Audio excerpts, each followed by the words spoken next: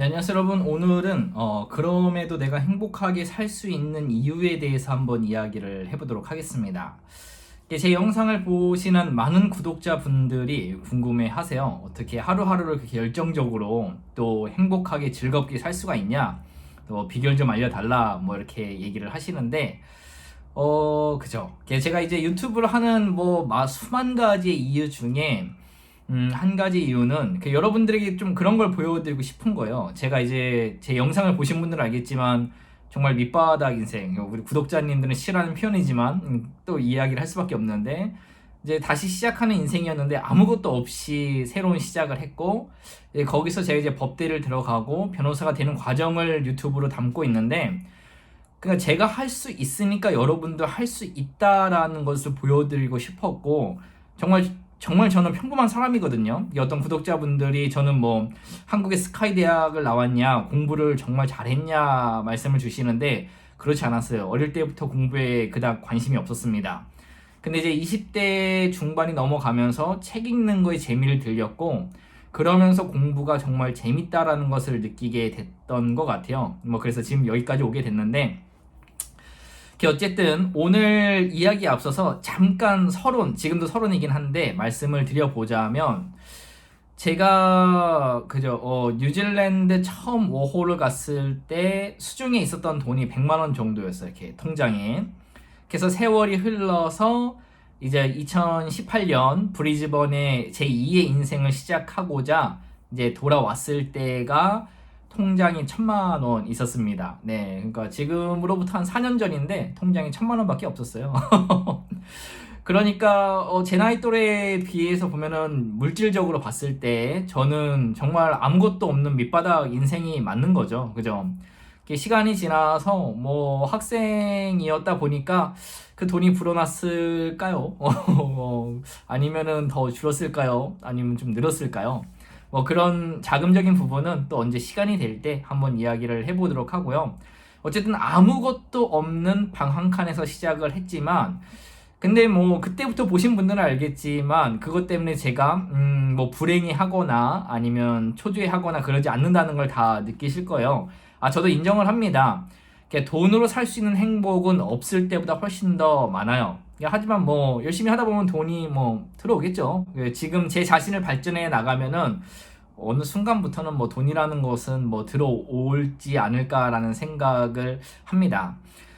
네, 그래서 이제 제가 행복하게 사는 이유에 대해서 이제 좀 다 자세하게 얘기를 해보자면, 저는 남들이 사는 거에 대해서는 그닥 관심이 없어요. 이 얘기를 하기에 앞서서 우리가 학교 다닐 때 선생님들이 그런 얘기를 종종 했어요. 그때 소말리아 예를 들으면서 거기 있는 친구들은 정말 굶기도 하고 밥도 못 먹고 집도 없고 가난하게 사는데, 너희들은 먹고 잘 수 있고 그렇기 때문에 행복해야 된다, 감사해야 된다라고 얘기를 하는데, 그때는 그렇구나 생각을 했죠.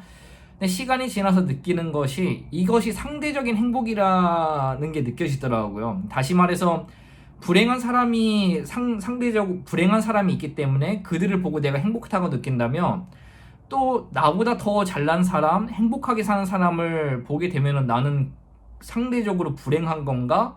라는 생각이 들잖아요. 저는 그게 맞지 않다고 생각이 돼요. 상대적 행복은 언제나 불행해질 수 있다라고 생각을 하기 때문에 그건 맞는 것 같지 않고요. 개인적인 생각입니다. 근데 절대적인 행복을 찾는 것이 중요하다라고 생각이 됩니다. 그 절대적인 행복은 여러분들 본인이 잘 아시겠죠? 각자마다의 성향과 생각과 관점은 다 다른 것이니까 딱 이것이 맞다라고 할 수는 없을 거예요. 근데 저 같은 경우에는, 제 개인적인 생각에는, 저는 제가 가장 행복을 느끼는 부분이 돈을 많이 벌 때 행복한 게 아니라, 제 자신이 발전해 나가는 모습을 보면은 그것만큼 행복한 게 없어요.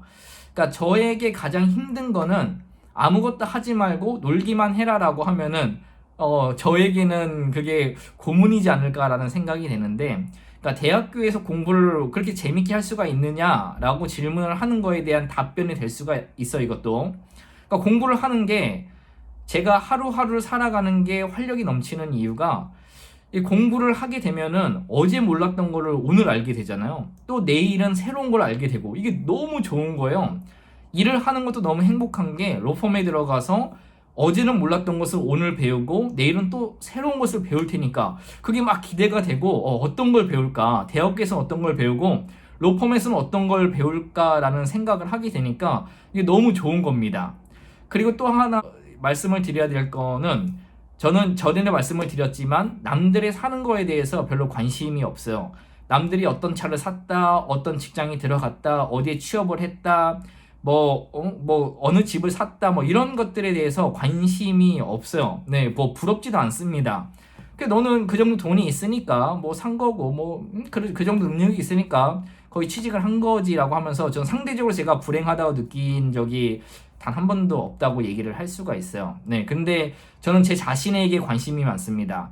내가 오늘 먹을 거, 내가 차는 차, 그 다음에 내가 사는 집, 앞으로 뭘 해야 될지 나에게 관심이 많기 때문에 어떻게 하면 내가 행복해 할 수 있을까 절대적인 행복을 찾지 누구 때문에 행복하고 누구 때문에 불행하다는 상대적인 행복을 찾지는 않습니다. 절대적인 그 행복이 내 발전이라는 거예요. 그러다 보니까 지금 얼마나 행복하겠어요. 하루하루를 발전을 하고 있고 찬란한 미래가 보이고 그죠? 그 다음에 내가 배우지 못했던 거를 날마다 배우고 있는데 제가 불행하다는 게 이게 말이 될까요?